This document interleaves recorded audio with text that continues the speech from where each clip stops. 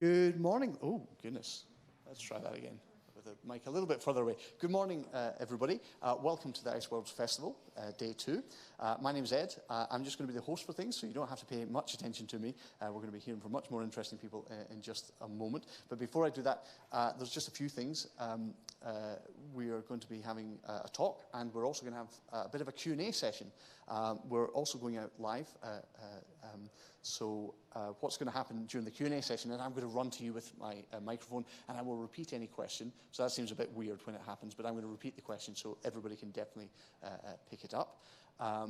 I do want to encourage you to go and look at the Ice Worlds Festival exhibitions if you haven't seen them already, and there's more not just up on the Great Map, but in the learning spaces as well. So if you don't have tickets, there might be still a little bit of spare capacity, so please talk to a member of staff, because we want you to go and experience all of this sort of thing.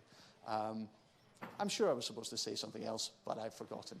It'll come to me towards the end. But without further ado, I'm going to introduce Iain Rudkin, who is going to be our speaker, our first speaker. Iain is based in Scotland, but has travelled all over the world, which is what we're going to be learning about. And in particular, we're talking about very isolated places, the polar regions. And yeah, I think I'm just going to hand it over to you. And, well, take it away, Iain. Cool. Thanks, Ed. Yes, welcome. Nice to meet you all. Today, I'll be talking about what it's like to live and work in the polar regions. So hopefully many of you have either seen some of the stands or seen in the media a lot of the great research that goes on in both the Arctic and Antarctic regions. Today I'll hopefully give you a wee insight into what it's like behind the scenes and what it's like to be out in the field collecting that data.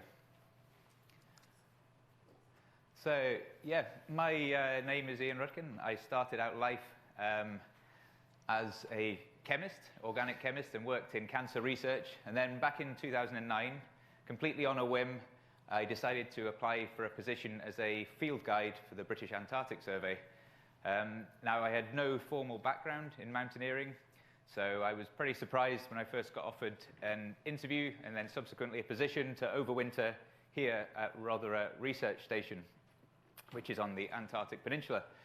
So I arrived in Rothera and spent 2 weeks familiarizing myself with the systems and equipment that BAS uses, which isn't typical of the stuff you use back in the real world. And then 2 weeks later, I was deployed for my first field project with another scientist out to the Rutford Ice stream. And here we are, 78 degrees south on the Rutford Ice stream. An ice stream is essentially an enormous glacier, so about 40 kilometers wide river of ice. It's bounded on one side by the Ellsworth Mountains, which is the highest mountain range in Antarctica, and the peak on the far right is actually Mount Vinson, the highest peak in Antarctica. So BAS protocol is, when you land, the first thing you do is establish communications with Rothera, and that's for safety reasons. So the first thing I did was set up my HF, high-frequency radio, got on it, spoke to Rothera, they're happy, we've got communications, the plane can leave. So now imagine yourself, you look around and you've got a pile of boxes, a tent you've put up once before in your life, and a flimsy HF cable swaying softly in the breeze, and the plane is disappearing over the horizon. Sky Blue, the nearest BAS outpost, is about 500 kilometers away, and there's another 800 to Rothera. So I realized then and there I'd probably never been as isolated or as remote in my whole entire life, and I won't lie, it was pretty daunting. However, I will sort of counter that with saying it was an incredibly exciting, and the anticipation was incredibly exciting, because that was what I'd signed up for, and this is the sort of adventure I wanted.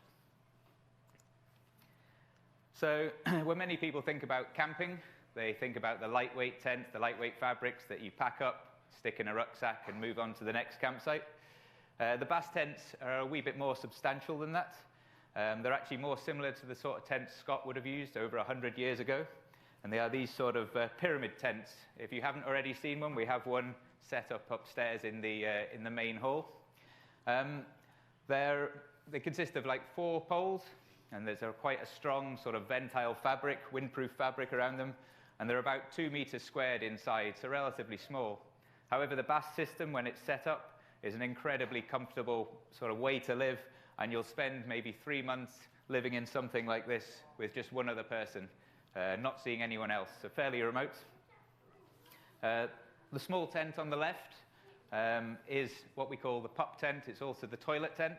So many folks ask what it's like to go to the toilet in Antarctica, and the quick answer is you go quickly because it's pretty cold. So these tents offer you a degree of privacy, but they also, more importantly, keep you out of the elements and ensure nothing gets frostbitten. Whoops. So, yeah, you can see the view from the pyramid. It's pretty nice. So relaxing in such a tent after a hard day's work. Usually at this point today, the scientists on their side of the tent, they're collating that data. They're inputting it, making sure all the instruments work from that day, also preparing kit for the next day. And meanwhile, my job as a guide would be to start preparing food, start preparing dinner. So in the wee inset photograph there, we have a number of boxes. Each one of those boxes contains enough food for a two-person team to live for 10 days. So you have porridge oats for breakfast, you have biscuits brown, which are plain biscuits, and biscuits fruit, which are fruity biscuits for lunch. You have a choice of tinned fish, tinned cheese, or jam to spread on them. And then for dinner, you typically get 3 different flavors of dehydrated food. So you can imagine 3 months out in the field, it's a fairly boring diet, and you definitely crave coming back to the real world. I should also say these boxes are called man-food boxes, and I appreciate that's probably not a correct term these days, but the reason for this historically was on your sledge, you'd have man food and you'd have dog food, and you really didn't want to get the two mixed up. So tent life largely revolves around the stove, and the stove, similar to the tent, they're quite sort of old pieces of kit. We use Primus stoves. For heating and keeping the tent light in winter, we use Tilly lamps. So between the two, they're sort of definitely not the sort of things you'd buy in your average outdoor shop in the UK. However, there is a certain charm to them, and particularly in winter when there's a huge storm raging outside and you've got the hiss of the Tilly lamp whilst you're drinking your hot chocolate, reading a book, there's something incredibly sort of pleasant about that feeling and really comforting. So, clothing. A lot of folks, a common question is, how cold is it in Antarctica? Now, I live in the north of Scotland. It's often +4 degrees. It's often raining. We call it dreich weather, affectionately. And folks are always just like, oh, yeah, but you'll be used to this. You come from Antarctica. It must be way colder down there. But the big difference about Antarctica and somewhere like Scotland is that Antarctica is quite a dry climate. So actually, it could be -10, but if there's no wind and the sun's out, you can actually be working in a t-shirt. Particularly if you're digging, it can be quite hot, sweaty work. And to that end, you need quite a good layering system. So you'd end up with a good set of base layers, a couple of mid layers, and then a sort of outer layer. And then finally, as in this photo, a big sort of over-insulated layer that keeps you warm from the elements. Cool, so I've given you hopefully a wee insight into the sort of food we eat, how we sort of live and sleep, and the clothes we wear. And now talk a wee bit about the travel, how we get around Antarctica. So Antarctica is a vast continent. It's twice the size of Australia, with a summer population of probably around 5,000 people, 5,000 scientists and support staff. There's not many towns. There's very few airstrips. So the most common way to get around is on these ski-fitted aircraft. And this is a Bass Twin Otter. So the beauty of these planes is that they can land almost anywhere, providing there's no crevasses or any sort of slopes.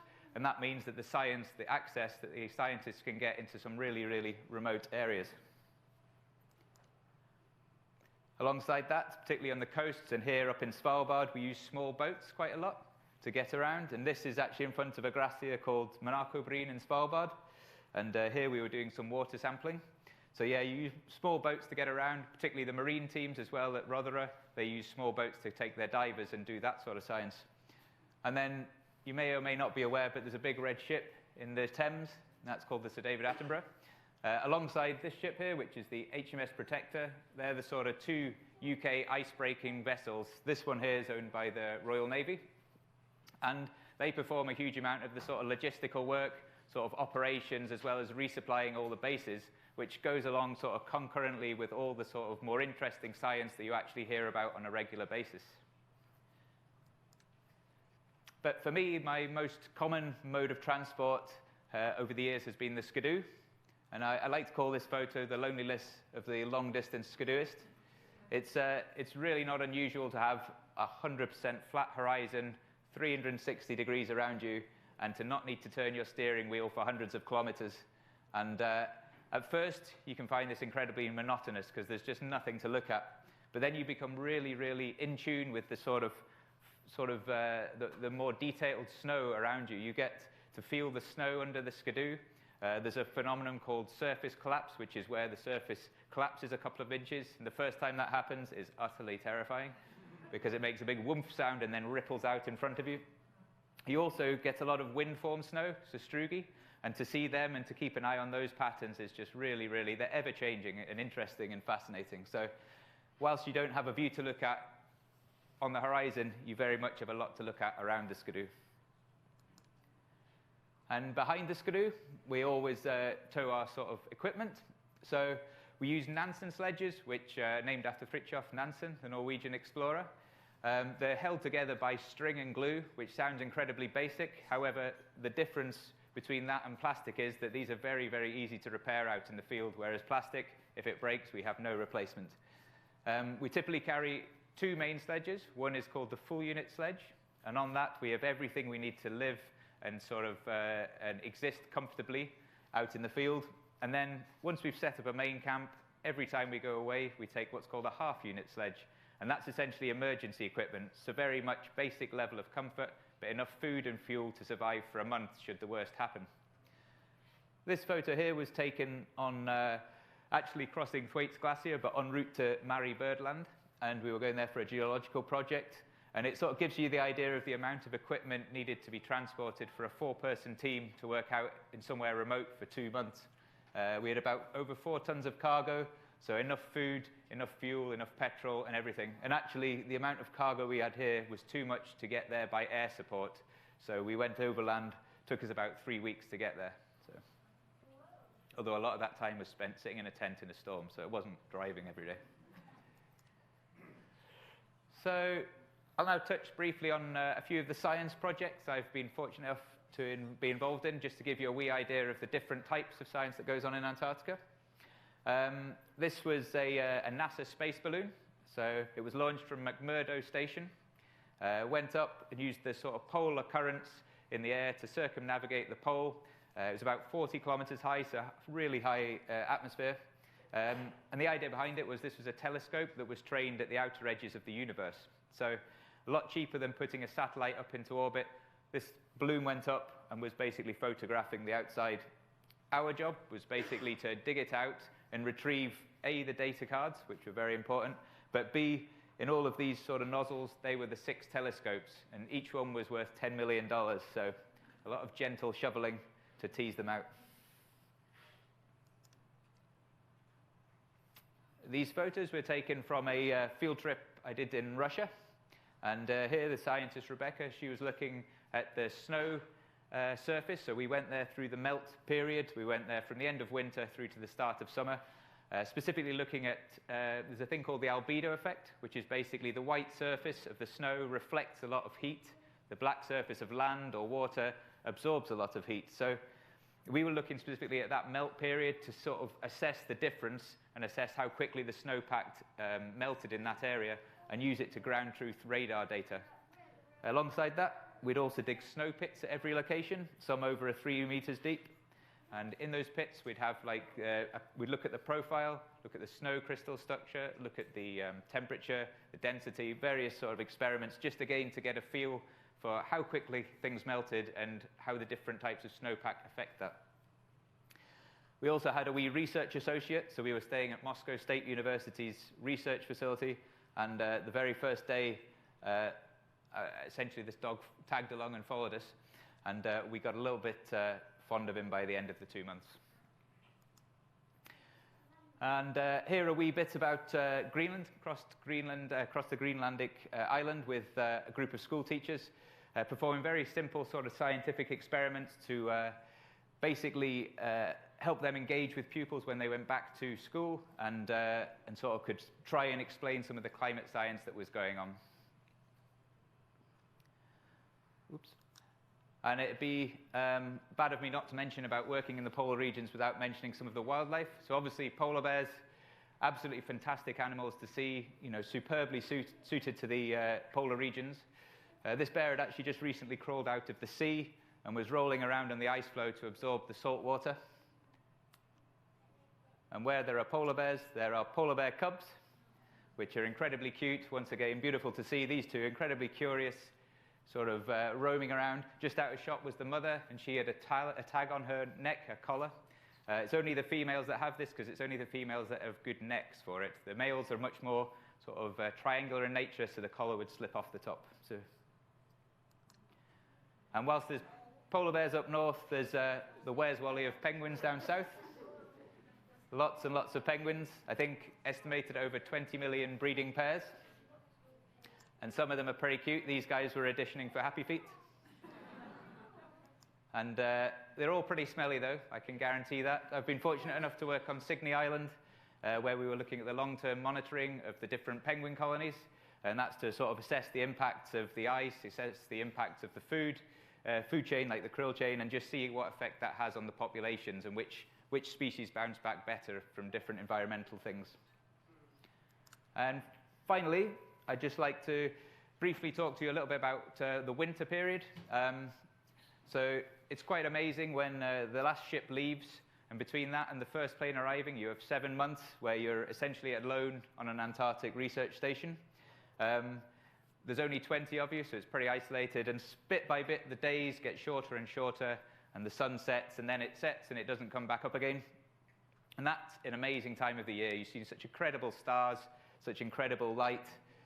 But for me, one of the most sort of important or amazing parts of it was that day when the sun rises again. And I never thought I missed the sun. I was just like, it's gone. And I think there's a gradual decrease in how much you miss it. But I find it hard to put into words the sort of feeling you get when the first rays hit your face and that psychological boost you get. You almost have a skip in your step. It's really hard to explain that feeling. And then you get your shadow back, which is an added bonus. But yeah, this photo was taken in I think my second winter, and I lay out in the snow waiting for this photo to take, waiting for the sun to rise. And every time I look at it, like my feelings, I can transport myself back to that sort of situation exactly as it was. So it's, yeah, I'd say if I could recommend anything to you, go in winter in one of the polar regions, because it's an amazing feeling when the sun comes back. So I'd like to thank you very much for listening, and I'm more than happy to take some of your questions. Thank you.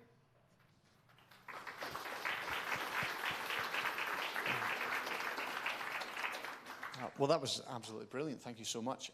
Yeah, folks, we've got time for some questions. So as I said, I'm going to come round to you, and I will repeat the question, which I know seems a bit strange. But yeah, let's see what we can get through. Hello. Actually, two questions. The first, when you are back into normal civilization, what is the thing that you miss the most?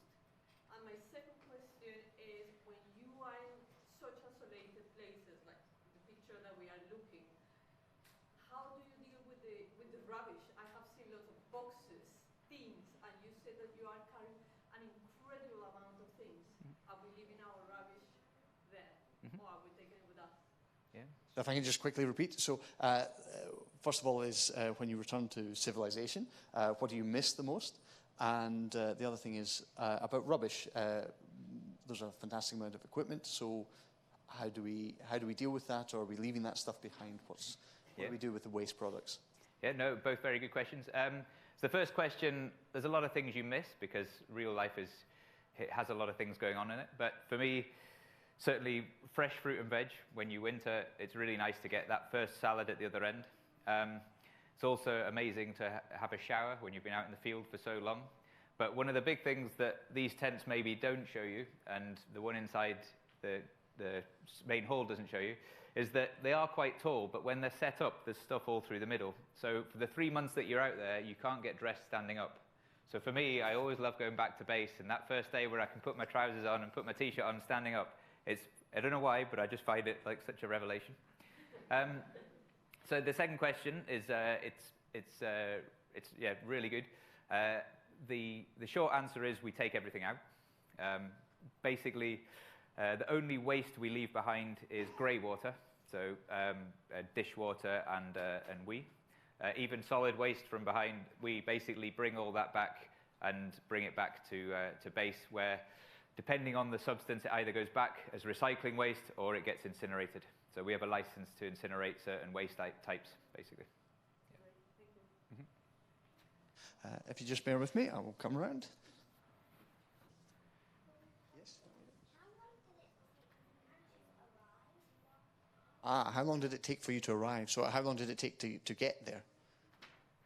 Yeah. So from the UK to Antarctica, it really depends on your mode of transport. So nowadays, if you fly, you can quite happily leave the UK, and the easiest way from the UK to this part of the Antarctic is to fly from Brize Norton in Oxfordshire, I think, and then you fly to the Falkland Islands, and then from the Falkland Islands it's another flight into Rothera. So if you get a good run, you can be there in 48 hours.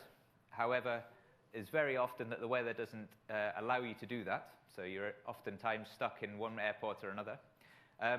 The other way to get into Antarctica is by ship, and from here it would probably take about a month to sail down there. So the David Attenborough, I think, will probably take about 4 weeks to get down there.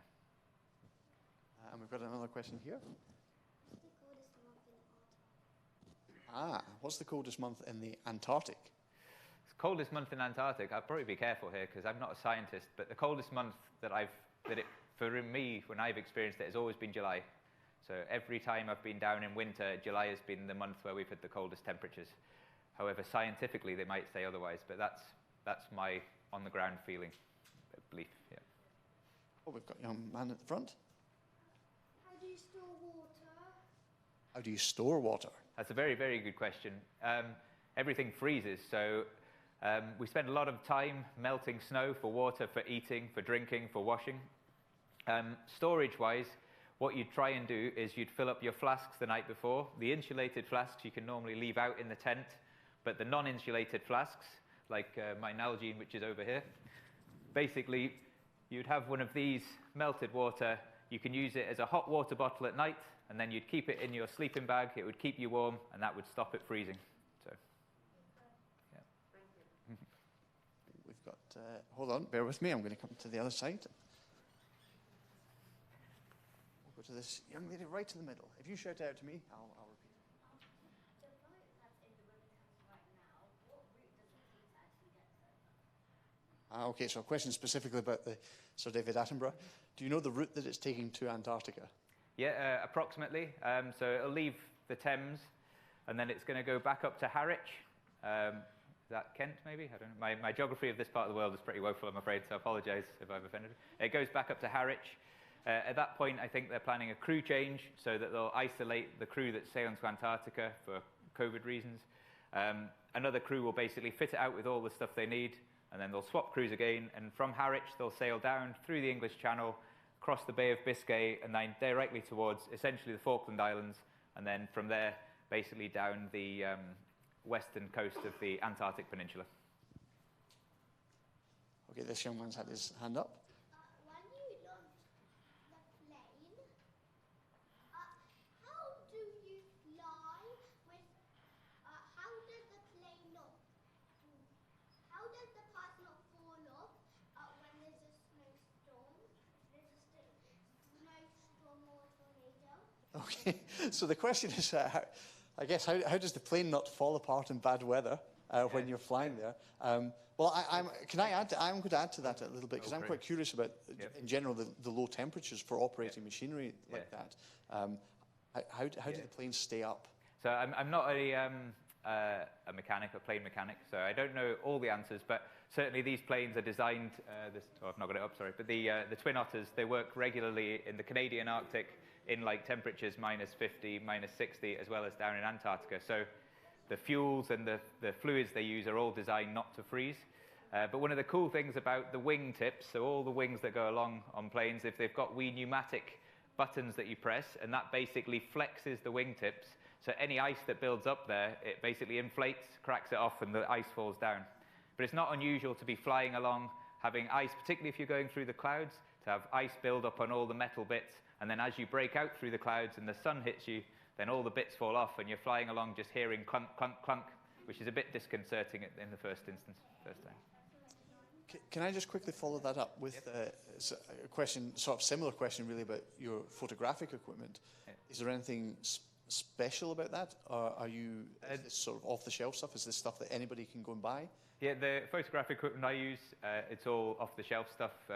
Normally the batteries last like pretty good up to about -24, and then once you get below -24, you start to see a big tail off. So I've made my own little insulated bits and warming things. I can put little warm pouches in to keep cameras warm, particularly for time-lapse stuff when it's out overnight.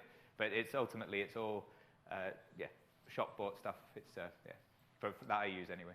And is there, I mean, because these photos are amazing, is there anything specific about, say, the quality of the light or even the air? Is there anything that's different, when you get to those polar regions? I'd say one thing is that it's very hard to take a bad photo in Antarctica because there's no sort of human impact, no human influence, no aerials or anything. But similarly, there's no impact from light pollution. So in the night sky, you do see the Milky Way is like someone's roller painted a white line across the top, and you can get these amazing sort of nightscapes and star trails and things, but without any orange glow on the horizon at all. So yeah, it's very. There are clear times of the season, but generally it's more to do with the lack of light pollution and lack of human structures that makes it so special. We've got a question here. How long do the storms last, and what do you do during the time that there's a storm? That's a good question. How long do the storms last, and what do you do when you're waiting for them to end? So it's a bit of a joke amongst the job I do that it doesn't really how good your mountaineering skills are, but if you're not good at sitting in a tent reading and drinking tea, then the job's not for you. But yeah, the storms can last anything from a few hours to a few weeks really, depending on where you are in Antarctica. And those 2 meter by 2 meter tents do get quite cramped and quite cozy, not really even be able to go out. But yeah, it depends on your hobbies. Normally you'd, I always used to take a wee cribbage set, so you'd have cards to play with, or a wee Scrabble set. So very much games like that. As times go on and you're away with a scientist, they'll tend to have computers, laptops, and if they're a good scientist, they'll also have a hard drive full of videos. So you'll maybe watch a movie, you'll have a movie night once a week and things like this. But self-entertainment very much. Okay, I think we've got time for one more question, so I'm going to give it to this young man here. Why does the sun go down and never come up? That is a good question. Why does the sun go down and not come back up for a long period of time? Yeah, that's exactly right. The Earth tilts. So basically, we have the Arctic and Antarctic circles, and they're the lines that are defined, lines of latitude that define where you get at least one day where the sun doesn't rise in the winter, and at least one day where the sun stays in the sky for 24 hours in the summer. And so the further away you get from them, the more and more days of night and a 24-hour night and 24-hour day you get, until you get to the poles, where essentially you get half the year where the sun's up and half the year where the sun's down. And it is all to do with how the Earth is on an axis and which side of the Earth is pointing towards the sun. Folks, very good. Oh, okay, shall we do one last one? Yeah. Yeah, this man's been patient. What's the brightest star in the night when you look up? That's a good question, yeah. I've got to be careful here because there's an astronomer in the room. So go on. Okay, so the question was, what's the brightest star in the night sky? Well, it's a little off topic, but for us here in Greenwich, we would be looking at Sirius, the dog star. So if you go slightly down into the left of Orion the Hunter, you will see Sirius. Yeah. Yep, it's very close to Orion. I'll talk you through that later on, but I think... we see the Southern Cross in the Southern Hemisphere, which is maybe not the brightest, but certainly one of the most obvious features of the night sky. Folks, we would ask questions, I'm sure, for another hour, but I'm afraid we've essentially got to shoo you out and get another speaker in. So, first of all, can we say thank you once again to Dr. Rodkin. It was absolutely brilliant. Yep. Thank you very much. Folks, just a few other little things. Don't worry, it's not important. If you need to leave, that's absolutely fine. In the Voyagers Gallery, there's some storytelling sessions happening now. So if you've got small kids under 7, then I've asked the storytellers to just hold for a couple of minutes. So if you want to go over to the Voyagers Gallery, that's happening. Please do check out all the exhibits, not just up on the great map, but across the site. So please do check out all that sort of stuff. And of course, there are talks throughout the day. And we also want to encourage you to go and have a little look at the Sir David Attenborough. And on Saturday, if you want to dress up like a penguin, that is encouraged as part of the Penguin Parade, or just in general, but specifically as part of the Penguin Parade. And we're going to get the Sir David Attenborough to honk its horn for us, which is kind of cool. So there's loads of stuff going on. Speak to a member of staff if you want more information, or come and have a chat with me. Yeah, we hope to see you again. Thanks very much for coming, everyone. Thank you.